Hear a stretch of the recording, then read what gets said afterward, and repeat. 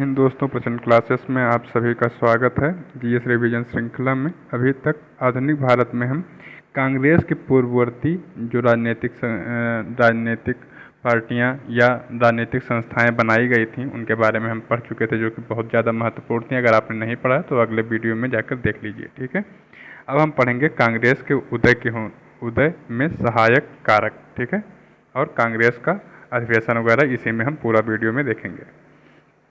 लिटन के कारनामे इसमें बहुत ज़्यादा इम्पोर्टेंट हैं। लिटन की वजह से लिटन ने बहुत ज़्यादा परेशान किया, तो इसके कारनामे क्या हैं? दिल्ली दरबार इसने बुलवाया। 1876 में रानी विक्टोरिया को ब्रिटेन की डिजरेली, उस समय जो प्रधानमंत्री था उसका नाम था डिजरेली।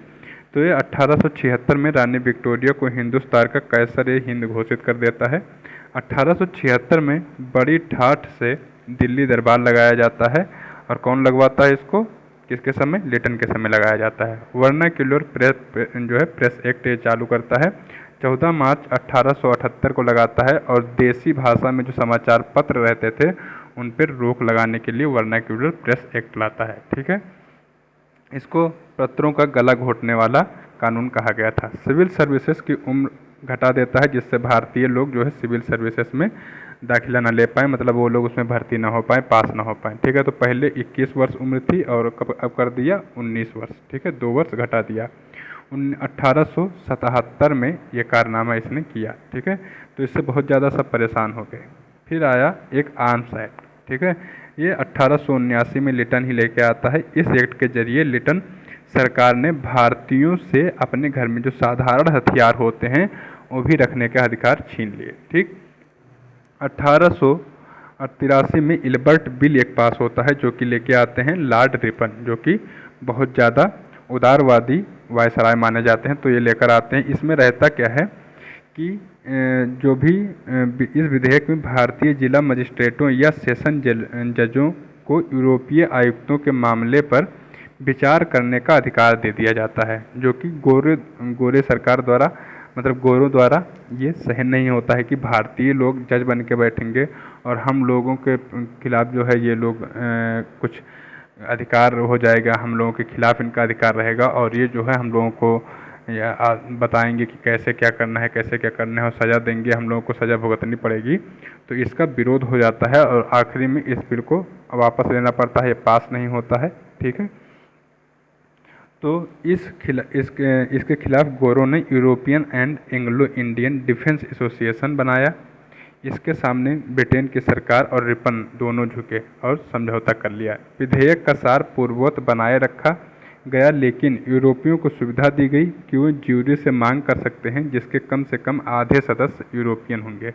एक ज्यूरी बनाई जाएगी और उसमें लगभग आधे यूरोपीय सदस्य होंगे, और जो जज अगर फैसला करेगा तो ये ज्यूरी के पास जाके उस फैसले को पलटवा सकते हैं।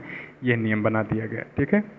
अब आ जाएगा कांग्रेस की स्थापना। कांग्रेस की स्थापना कैसे होती है? तो भारतीय सिविल सेवा में से 1882 में सेवानिवृत्त हुए थे एवो ह्यूम, ठीक है। तो यही जो है राजनीतिक समस्याओं का निराकरण करने हेतु कांग्रेस की स्थापना करते हैं। कांग्रेस के पितामह माने जाते हैं, पिता माने जाते हैं। 1884 में एवो ह्यूम ने भारतीय राष्ट्रीय संघ इंडियन नेशनल यूनियन की स्थापना की। कब? 1884 में। इंडियन नेशनल कांग्रेस नहीं है, इंडियन नेशनल यूनियन है। इंडियन नेशनल यूनियन, भारतीय राष्ट्रीय संघ, ठीक है, संघ। और इसी की जब प्रथम बैठक होगी 1885 में, 28 से 31 दिसंबर 1885, पहली बैठक कब होगी? बम्बई में ग्वारिया टैंक स्थित गोकुलदास तेजपाल संस्कृत महाविद्यालय में, ठीक है, गोकुलदास तेजपाल संस्कृत महाविद्यालय में इसकी पहली बैठक होगी। और यहीं पर दादा भाई नौरोजी इसका नाम बदलकर ये जो है इंडियन नेशनल यूनियन से इंडियन नेशनल कांग्रेस नाम कर देंगे और कांग्रेस का जन्म होगा, ठीक। कांग्रेस की स्थापना की पहली सार्वजनिक घोषणा 5 दिसंबर 1885 को मद्रास से प्रकाशित होने वाले द हिंदू नामक अखबार में की गई थी। कांग्रेस की स्थापना के समय कुछ महत्वपूर्ण लोगों के नाम देख लीजिए। तो ब्रिटेन के प्रधानमंत्री कौन थे? ग्लैडस्टन। भारत के वायसराय लॉर्ड डफरिन था। और बम्बई का गवर्नर कौन था? लॉर्ड रे। इसका नाम भी अच्छे से याद रखिएगा। भारत का वायसराय लॉर्ड डफरिन था और बम्बई का गवर्नर कौन था? लॉर्ड रे, ओके। कांग्रेस के प्रारंभिक उद्देश्य क्या थे? तो भारत में के सभी वर्गों और समुदायों को संगठित कर एक राष्ट्र की भावना पैदा करना, राष्ट्रीय जीवन के बौद्धिक, नैतिक, सामाजिक और राजनीतिक क्षेत्रों में कृत्रिम उन्नति का प्रयत्न करना, भारत के प्रति अन्यायपूर्ण परिस्थितियों को समाप्त करके भारत एवं ब्रिटेन के संबंधों को मजबूत करना और जनता की मांगों का सूत्रीकरण करना एवं उनकी प्रस्तुतिकरण करना सरकार के पास। ठीक है, ये इसके महत्वपूर्ण लक्ष्य थे। भारतीय राष्ट्रीय कांग्रेस के महत्वपूर्ण अधिवेशन देख लेते हैं और कौन सा अधिवेशन कब हुआ, कहाँ पर हुआ, उसके अध्यक्ष कौन थे और उसमें क्या महत्वपूर्ण कार्य हुए, इससे रिलेटेड एक जो है ये हमारे पास तालिका है, इसमें देख लेंगे सब। तो वर्ष 1885 में पहला अधिवेशन होता है बम्बई में, व्योमेश चंद्र बनर्जी इसके अध्यक्ष होते हैं और इसमें 72 लोग चुने, मतलब 72 लोग भाग लेते हैं। तो ये याद रखिएगा कि 72 लोग इसमें भाग लिए थे। 1886 में दूसरा अधिवेशन होता है कलकत्ता में, दादा भाई नौरोजी की अध्यक्षता में। इस बैठक में वायसराय डफरिन ने कांग्रेस के सदस्यों को उद्यान भोज दिया। ठीक है, 1887 में मद्रास में होता है बदरुद्दीन तैयब जी। देखिए, पहला बम्बई में हो रहा है, दूसरा कलकत्ता में हो रहा है, तीसरा मद्रास में हो रहा है और चौथा कहाँ होगा? इलाहाबाद में होगा। ठीक, तो ये जो है 4 जगह हो जाएगा पहले। तो देखिए, बम्बई का कौन कर रहे हैं? व्योमेश चंद्र बनर्जी। कलकत्ता का दादा भाई नौरोजी पारसी थे। मद्रास का बदरुद्दीन तैयब।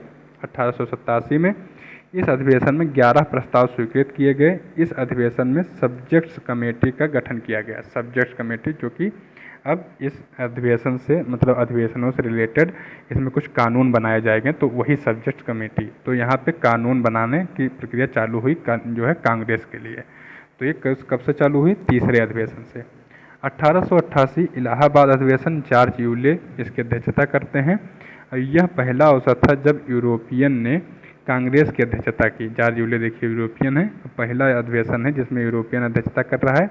इस अधिवेशन में मुसलमान कांग्रेस का साथ रहें का फरमान कौन सुनाता है? सैयद रजा हुसैन। सैयद रजा हुसैन कहते हैं मुसलमानों से कि आप लोग कांग्रेस के साथ हो जाओ।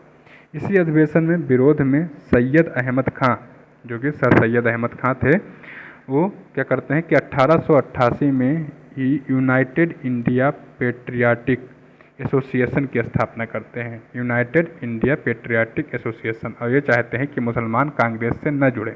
ठीक है, और ये कुल मिला के मुसलमान कांग्रेस से न जुड़े, ये मकसद तो था ही, साथ में ये चाहते थे कि कांग्रेस बने ही ना, क्योंकि ये अंग्रेजों का साथ दे रहे थे, कांग्रेस बनने के खिलाफ थे, कांग्रेस के खिलाफ थे। ठीक, 1898 मद्रास, आनंद मोहन बोस इसकी अध्यक्षता करते हैं 1898 में मद्रास में। ठीक है, इसी अधिवेशन के दौरान करजन वायसराय बनकर भारत आता है। 1906 कलकत्ता में अधिवेशन होता है, दादा भाई नौरोजी इसकी अध्यक्षता करते हैं। कांग्रेस के मंच पर स्वराज शब्द का प्रयोग दादा भाई नौरोजी ने इसी अधिवेशन में किया था। कब? 1906 में। ठीक, याद रखिएगा कि जो है कांग्रेस के मंच से स्वराज शब्द का प्रथम बार उपयोग किसने किया? तो दादा भाई नौरोजी ने किया। कब किया? 1906 में किया, कलकत्ता अधिवेशन में किया। ठीक, 1907 में सूरत अधिवेशन होता है, रास बिहारी घोष इसकी अध्यक्षता करते हैं। इसी अधिवेशन में कांग्रेस जो है नरम दल और गरम दल में टूट जाती है। यह अधिवेशन निरस्त कर दिया जाता है। 1911 में कब इनके किसकी अध्यक्षता में होता है? रास बिहारी घोष की अध्यक्षता में। ये जो है उदारवादी नेता थे। ठीक है, नरम दल के थे।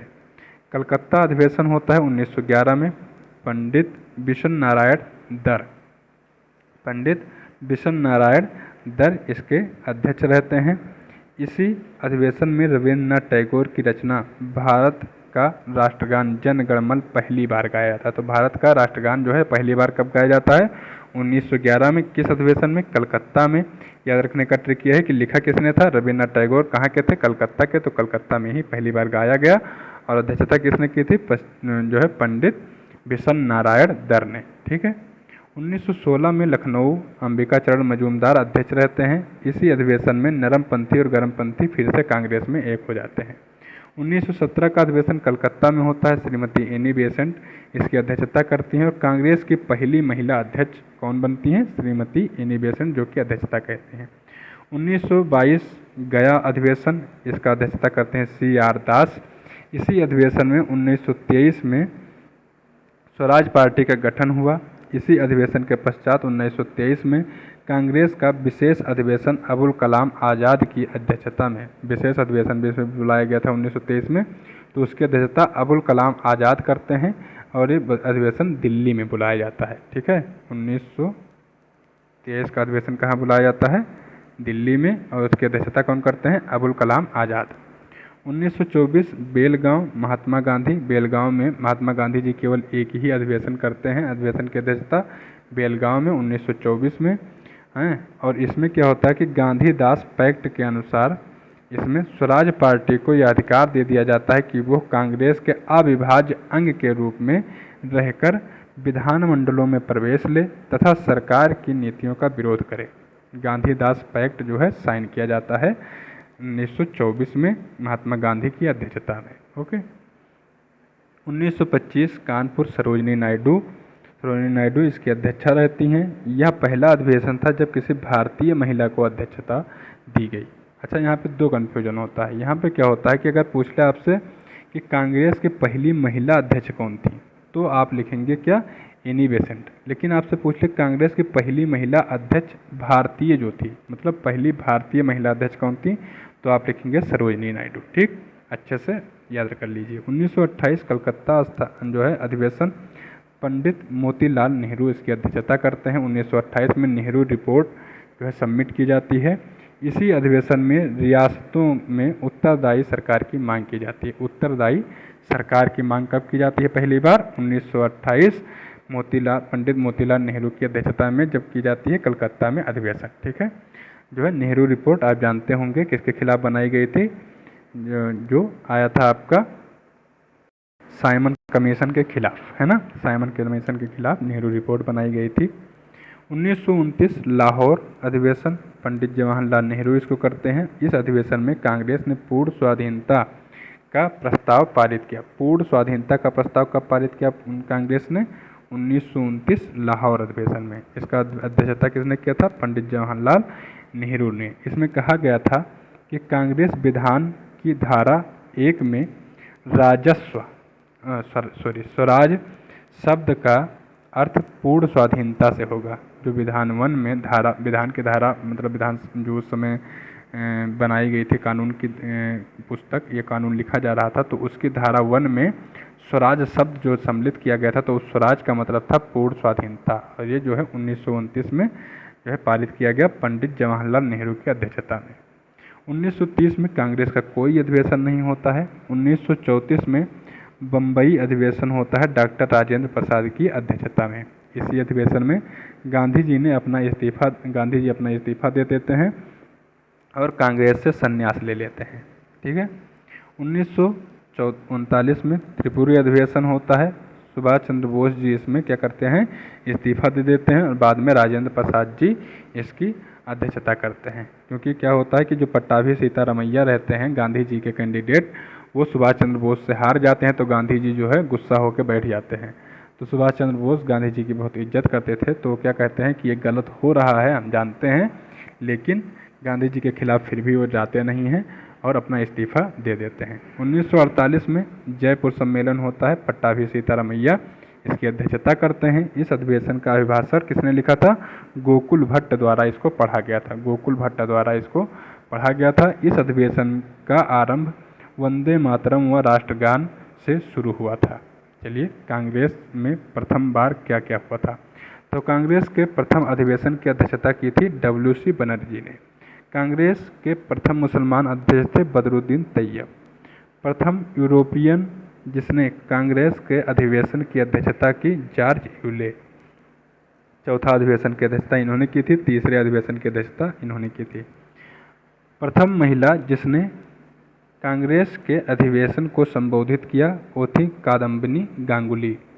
प्रथम यूरोपियन महिला तथा प्रथम महिला अध्यक्ष जिसने कांग्रेस के अधिवेशन की अध्यक्षता की वो थी एनी बेसेंट। जिस अधिवेशन में पहली बार भारत का राष्ट्रीय गीत वंदे मातरम गाया गया, ये कब गाया गया था? 1896 में कलकत्ता कांग्रेस अधिवेशन में। ठीक है, 1896 में।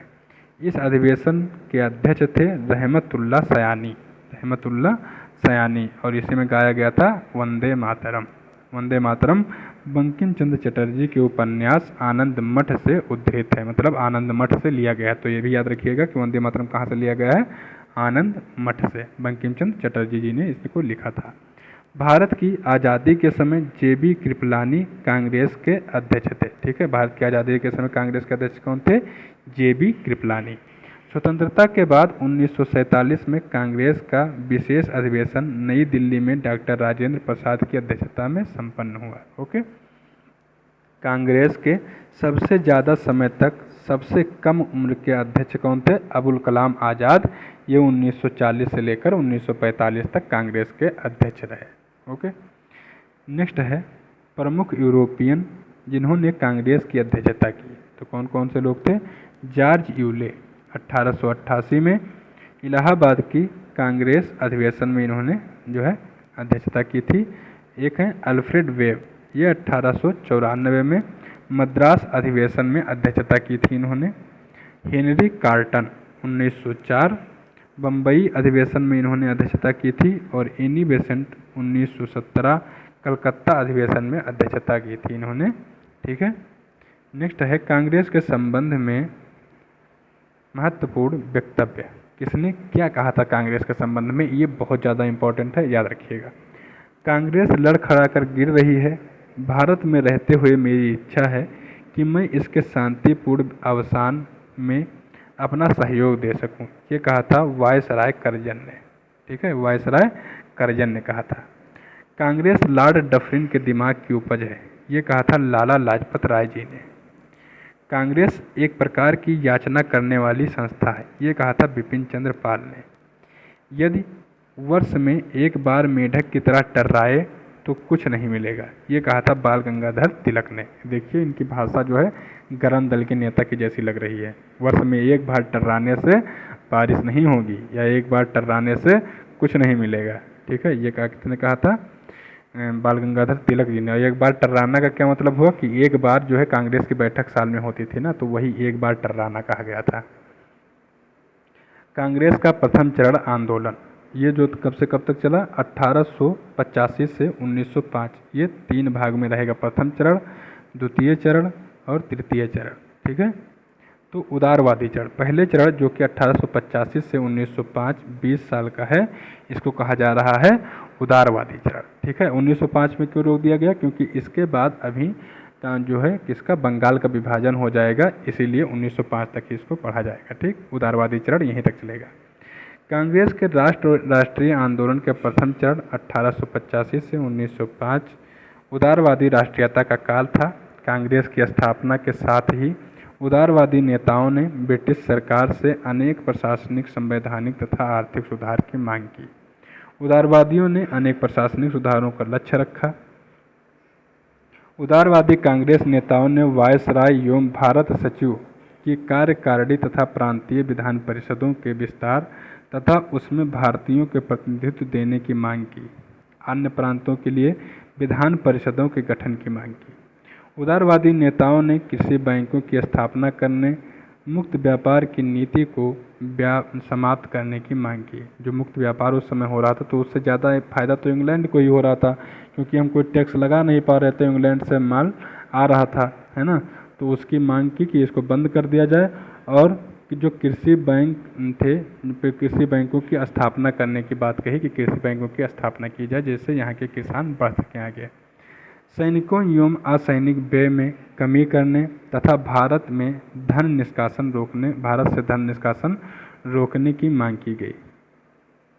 प्रारंभिक कांग्रेसी नेता अपने विचारों तथा कार्यक्रमों को इंग्लैंड में प्रचार में बहुत महत्व देते थे। ये सोचते थे कि जो अपने विचार हैं वो इंग्लैंड में ज़्यादा रखा जाए, इंग्लैंड के लोगों के सामने ज़्यादा बताया जाए। इसका मानना यह था कि इंग्लैंड में रहने वाले अंग्रेज भारतीय अंग्रेज़ों की तुलना में अधिक उदार एवं न्यायप्रिय हैं। जो इंग्लैंड की जनता है या इंग्लैंड में रह रहे भारतीय अंग्रेज हैं, वो क्या करें, वो ज़्यादा उदार हैं जो यहाँ पे अंग्रेज रह रहे हैं।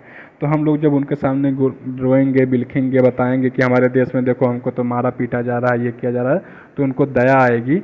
या उनके सामने कुछ अच्छी बात करेंगे, इंटेलेक्चुअल बात करेंगे, तो उनको उसको समझेंगे और हमारा समर्थन देंगे। इसीलिए ये लोग क्या करते थे, हमेशा जाके इंग्लैंड में बहुत ज़्यादा प्रचार प्रसार करने पर विश्वास रखते थे, और एक गाल पे कोई मारे तो दूसरे गाल पे मार खा लो, ये भी इसी में चल रहा था। ठीक है, पूरी नौटंकी बाजी चल रही है। उदारवादियों का सबसे बड़ा योगदान आर्थिक क्षेत्र में रहा। इन्होंने भारत में ब्रिटिश साम्राज्य के एक सशक्त आर्थिक समीक्षा प्रस्तुत की। दादा भाई नौरोजी एवं रमेश चंद्र दत्त तथा डी.वाई. वाचा ने कौन कौन दादा भाई नौरोजी, रमेश चंद्र दत्त तथा डी.ई. वाचा ने धन निष्कासन सिद्धांत को लोकप्रिय बनाया। उदारवादी अथवा नरमपंथी नेता कौन कौन थे? दादा भाई नौरोजी, दिनसा ई वाचा, फिरोज शाह मेहता, सुरेंद्र नाथ बनर्जी, बदरुद्दीन तैयब, रमेश चंद्र दत्त, गोपाल कृष्ण गोखले, डॉक्टर रासबिहारी घोष, आनंद मोहन बसु और मनमोहन घोष। ओके, अब देखिए कि कांग्रेस के प्रथम चरण से संबंधित महत्वपूर्ण तथ्य। कांग्रेस के प्रथम अधिवेशन की अध्यक्षता के लिए एओ ह्यूम ने व्योमेश चंद्र बनर्जी, एक जो कि उदारवादी नेता, नरम दल के नेता थे, उनको प्रस्तावित किया और के.टी. तैलंग ने इनको अनुमोदित किया। तो अनुमोदन किसने किया था? के.टी. तैलंग ने। तो इनका नाम अच्छे से याद रखिए, क्योंकि पूछ सकता है कि अनुमोदन किसने किया था। ठीक है, अध्यक्ष तो ये थे, लेकिन अध्यक्ष पद के लिए अनुमोदन किसने किया था? के.टी. तैलंग ने। कांग्रेस का द्वितीय अधिवेशन कलकत्ता में दादा भाई नौरोजी की अध्यक्षता में हुआ। इस अधिवेशन में इंडियन एसोसिएशन का कांग्रेस में विलय कर दिया गया। जो इंडियन एसोसिएशन संस्था चल रही थी उसको कांग्रेस में विलय कर दिया गया। द्वितीय अधिवेशन में स्टैंडिंग कमेटी गठित करने का प्रस्ताव लाया गया। कांग्रेस का तृतीय अधिवेशन मद्रास में हुआ। सैयद बदरुद्दीन तैयब इसके अध्यक्ष हुए। यह कांग्रेस के प्रथम मुस्लिम अध्यक्ष थे। इस अधिवेशन में पहली बार स्थानीय भाषाओं का प्रयोग किया गया, जो कि हिंदी और तमिल भाषा थी। ठीक है, कांग्रेस का चौथा अधिवेशन इलाहाबाद में जॉर्ज यूल की अध्यक्षता में हुआ। यह कांग्रेस का प्रथम अंग्रेज अध्यक्ष थे। इलाहाबाद अधिवेशन 1888 में पहली बार कांग्रेस के संविधान का निर्माण हुआ। संविधान का निर्माण कब होता है? 1888 में कांग्रेस के संविधान का निर्माण हो गया।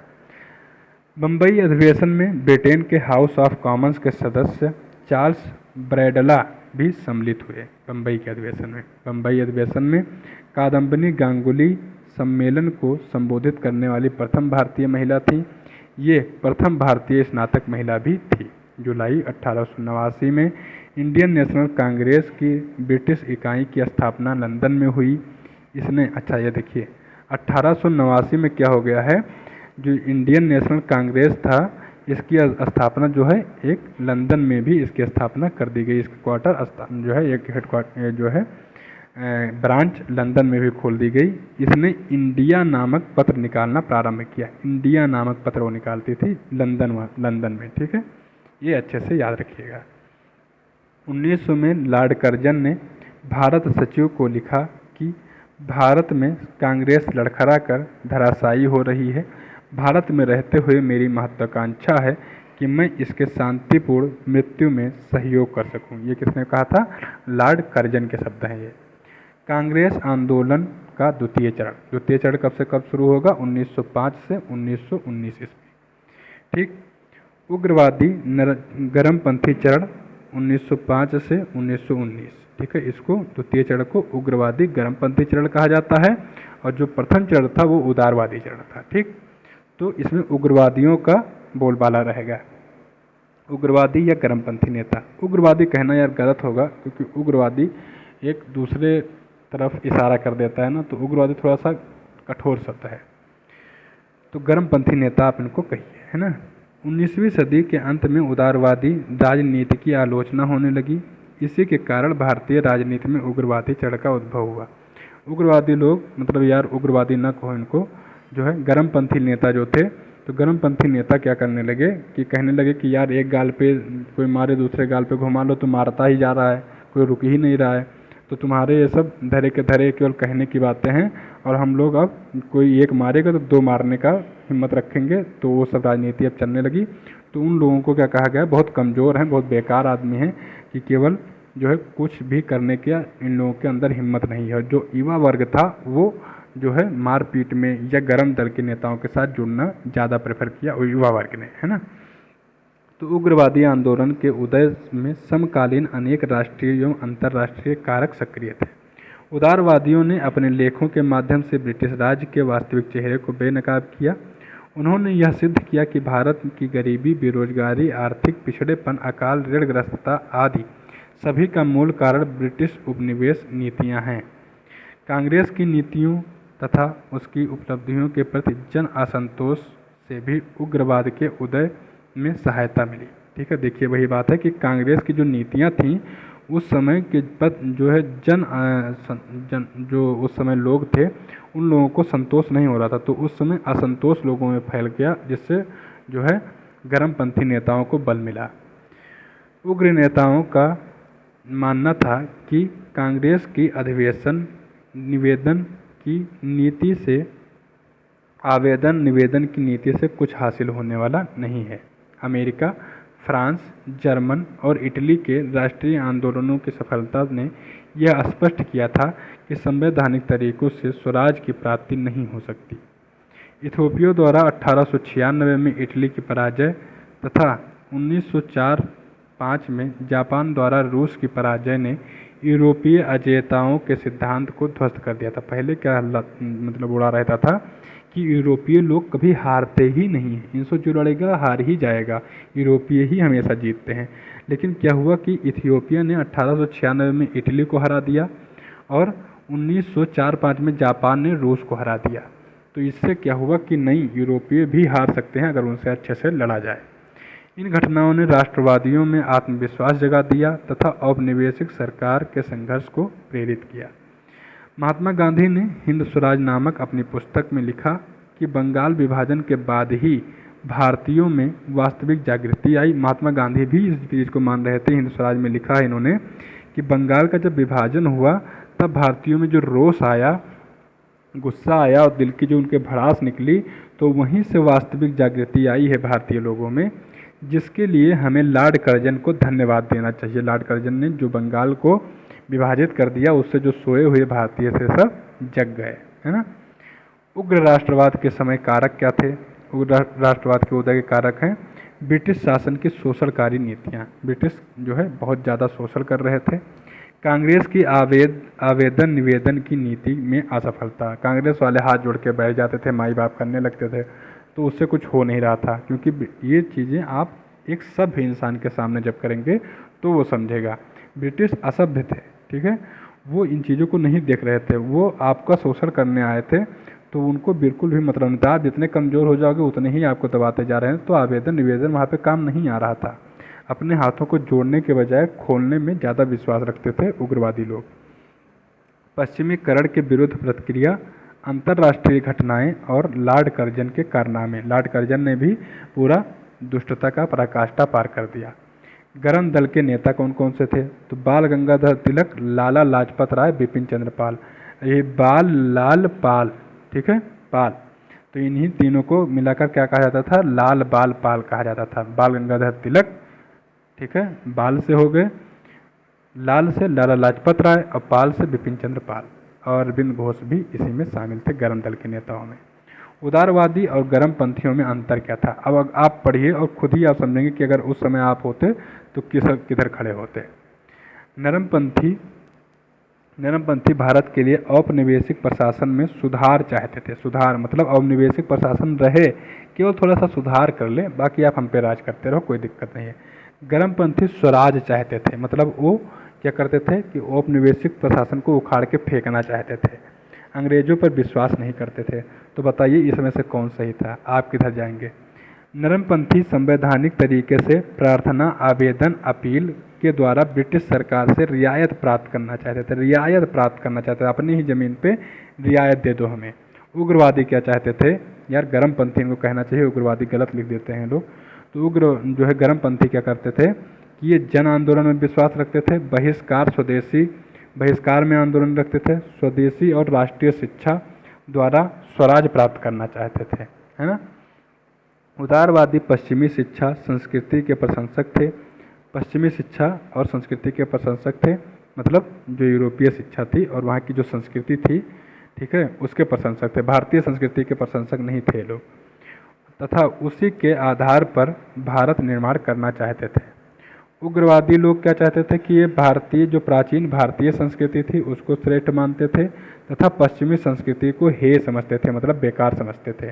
जैसे आज भी देख लीजिए, कांग्रेस में बहुत सारे नेता आपको मिल जाएंगे जो कि बिल्कुल आपको लगेंगे ही नहीं कि वो मतलब भारत के हैं या विदेश के हैं, मतलब वो जानते ही, बहुत लोग तो हिंदी ही नहीं बोल पाएंगे, है ना।